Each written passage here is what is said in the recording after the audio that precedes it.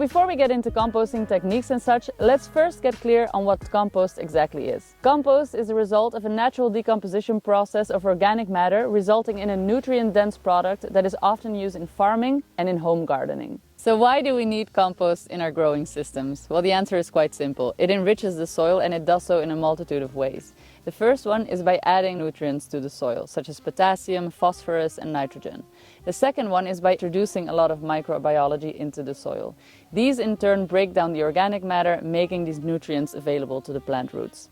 The third one is because it improves the structure of the soil. Air is more able to pass through and water is better retained. The last one is by balancing out the pH, making it easy for plant roots to grow. So should you be making your own compost at home? Well, my answer obviously would be yes, but I think many people are put off by the idea that they need a lot of space or a big garden, and this is absolutely not true. You can compost on any scale, and the benefits of composting is that you're getting rid of all those kitchen scraps and you're aiding any plants that you're growing in your environment. So now that we've established that it's definitely worth making your own compost, let's talk about the 3 things that we think are super relevant if you want to start your own successful production. The first one is the technique of composting, the second one is your timing, and the third one is scale. So let's first off dive into the technique, or rather the principles behind successful composting. Let's make a little natural stool. Maybe I'm too much now in front, huh?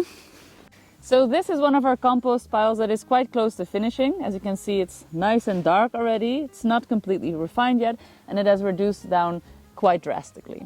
But what is it that happens inside of this compost heap in order for this process to successfully happen? To understand that, we need to see this heap as one big living organism, but instead of being just one living organism, it is a conglomerate of millions of little microorganisms. Some you can see with your eye, like worms and beetles. Others you need a microscope for, such as fungi, protozoa and nematodes. Now what all these living organisms are doing is breaking down the organic matter and making nutrients available. So it is our job as compost makers to make sure that all this microbiology, all this life in this pile is getting the optimal conditions for them to thrive. In order for these microorganisms to thrive, you need to keep your pile aerobic. That means that you need to keep oxygen present and flowing within your pile. This is important because when it becomes anaerobic, which means there's a lack of oxygen, other microorganisms will set in that we call bad actors, as they create horrible smells and they actually don't aid in this decomposition process in the way that we want them to. Another condition that these microorganisms need in order to thrive, besides oxygen, is water. And that is why it's important to keep your heap properly hydrated. So we had oxygen, we have water. Now let's talk about what we're feeding these microorganisms. In front of me I have what we would refer to as the green ingredients, but what we also need are brown ingredients. Now what does that mean and what exactly is the difference? Green ingredients are ingredients that are rich in nitrogen and most of the time will actually be green. Nitrogen-rich ingredients are things such as kitchen scraps, grass cuttings, fresh leaves and any spent crops from your vegetable garden. The second group of ingredients is referred to as browns, and I'm sitting in front of a pile right here. They are rich in carbon, and examples are things such as dry tree leaves, carton, hay, little branches of wood. They are often more tough, woody and dry. Another key component of a good compost heap is animal manure. That's why we imported this big pile of cow poo until we will have our own cattle, and we of course are also using our own sheep manure. Nitrogen-rich manure is added to our compost heaps in order to jumpstart the microbiology, introducing a load of microorganisms at once and speeding up the decomposition process. So it doesn't matter if you have a small bin at home or a large pile, these principles always apply. So now we understand the principles of good composting. Let's build ourselves a heap and talk about some practical issues that can occur, things that can go wrong and how to fix them. The most important thing you need to do when you are starting a compost heap, no matter what scale, is layering the ingredients in the right order. We want green, brown, green, brown, green, brown, and about equal layers in size. The reason that we're doing so is because we want the carbon-rich and the nitrogen-rich ingredients to mix evenly throughout the pile, and because we want to make sure that airflow can occur. The airflow will occur because brown material is woodier and therefore holds up the nitrogen-rich layers, because once the pile gets watered, nitrogen-rich material tends to compact itself, creating an anaerobic environment.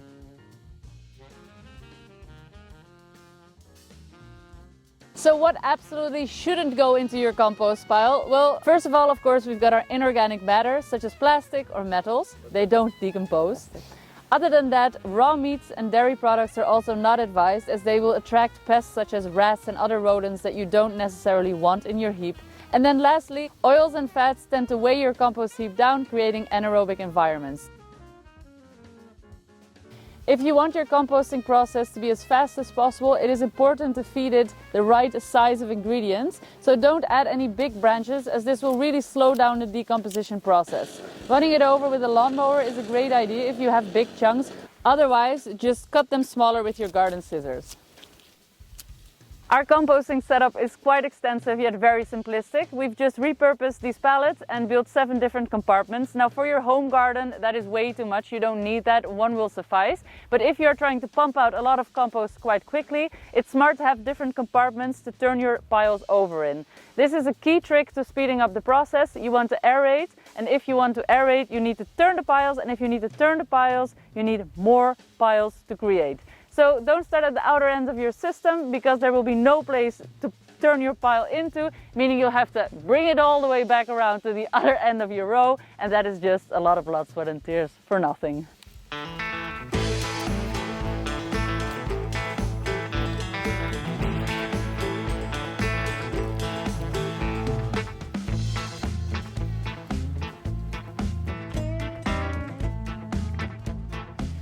Philippe just finished making this compost heap and watered it, and now I'm going to cover it with some carton. This will help promote the earthworms rising all the way up to the surface, and then we will cover it a second time.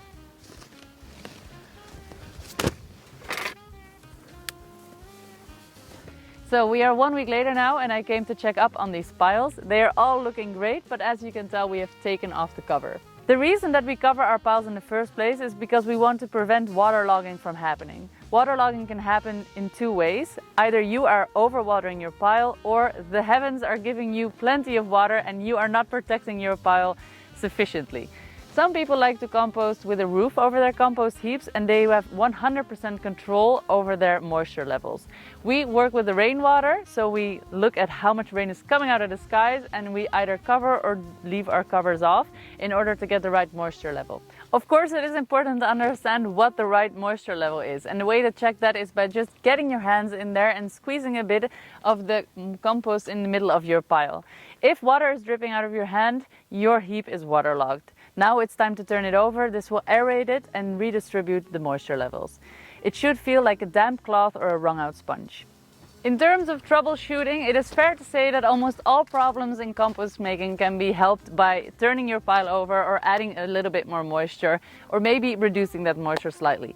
But let's talk about timing for a second. Tick-tock, folks! 2023, we're all living busy lives, and I know that there are plenty of gardeners out there that can't wait to pop out that compost faster than they can say baby.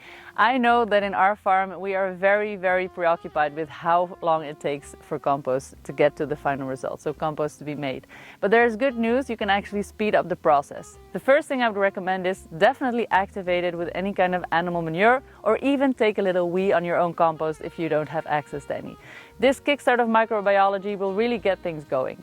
The second thing you need to remember is air and moisture are your friend. So make sure that your heap is always in optimal conditions. The more you turn it over, the more you get those big chunks to the center of the pile, and you constantly homogenize it, if you will, the faster your process will be.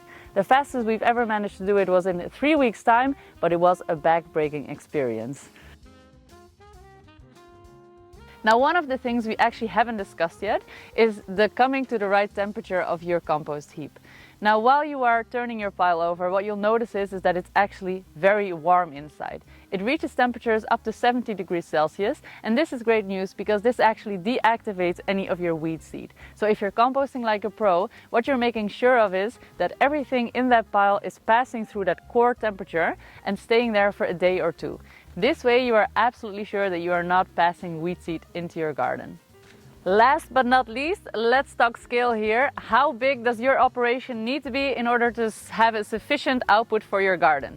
First off, calculate the surface area you'll be growing on and then times that by about 1.5 inch of compost each year. If you are a very intensive grower, twice a year is even better. Now, if you look at the volume of one of these cubes, it's fair to say that it will halve its size once it's done. So 50% of your entire volume of ingredients will turn out to be usable compost. I hope that helps. Alright folks, and that was it. This is the end of our composting episode. I hope that you enjoyed it. I hope you've learned something new. If you have any more questions, don't be shy, drop them in the comments below. I'll happily answer all of your questions. And if you want to get even deeper into this matter, I highly recommend you look up Elaine Ingham. She's the goddess of compost.